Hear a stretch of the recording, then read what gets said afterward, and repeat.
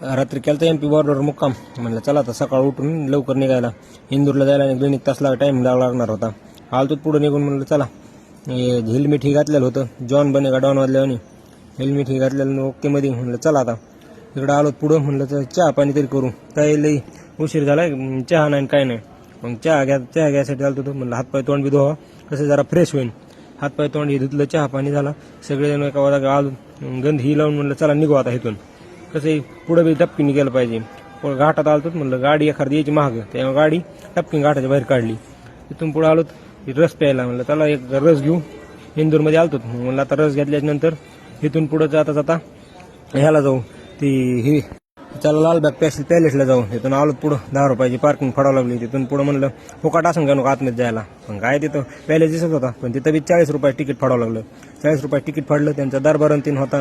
म्हणलं वाघ जिवंतच एक काय माहिती, जिवंत नव्हता. मोक्कार एकदम ओके मधलं टाईट होतं. जुनी वस्तू एकदम टाईट होती. मग आता निघालो तिथून बाहेर. मग तेवढं तुम्ही लाईक आणि फॉलो करा, म्हणजे असेच प्रत्येक पार्ट तुम्हाला बघायला भेटते.